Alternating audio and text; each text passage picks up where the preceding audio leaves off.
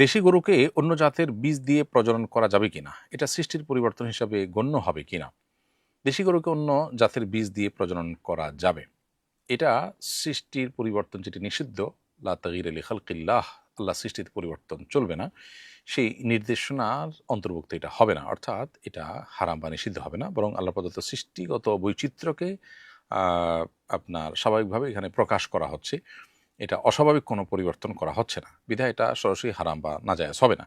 কিন্তু তারপরেও বিশেষ করে যে সমস্ত পশুর গোশত মানুষ খায় সেগুলোতে খুব বেশি আপনার ইঞ্জিনিয়ারিং যদি করা হয়, বিশেষ করে আপনার জেনেটিক্যাল ইঞ্জিনিয়ারিং যেটাকে বলা হয়, জিএমও যেটাকে বলা হয়, সেটা মানে শরিয়ার দৃষ্টিকোণ থেকে এটা কোনো ভালো জিনিস নয়, আর স্বাস্থ্যের বিবেচনাও নয়।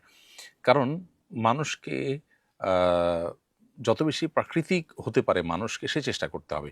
দিনটা হলো দিনুল ফিতরা।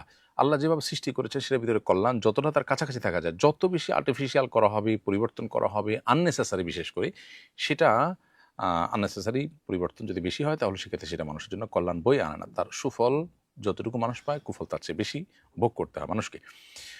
কিন্তু যেই পরিবর্তন, ধরুন আপনি তরকারি রান্না করলেন, তো তরকারি রান্না করলেন, এটা তো একরকম পরিবর্তন, এটা কি নিষিদ্ধ হবে? না, এটা তো নিষিদ্ধ নয়, কারণ এখানে সৃষ্টি পরিবর্তন বলতে যা বোঝানো হয়েছে তার অন্তর্ভুক্ত এটি নয়। অতএব পশুর প্রজননে যদি বেশ কম আপনার ভিন্ন জাতের পশুর বীজ দিয়ে হয় এবং প্রজনন করানো হয়, তাহলে সেক্ষেত্রে নাজায়েজ হবে না।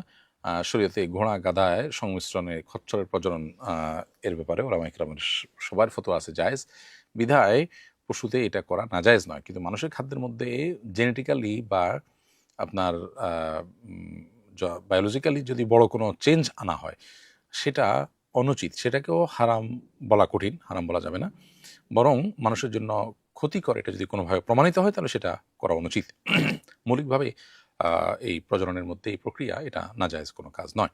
অতএব গরুর ক্ষেত্রে যদি আমরা বলি, ছাগলের ক্ষেত্রে যদি বলি, এক জাতের গরুর বীজ অন্য জাতের গরুকে প্রজনন করানোর জন্য যদি দেওয়া হয় তাহলে সেক্ষেত্রে সেটা জায়েজ হবে, এটা নাজায়েজ হবে না।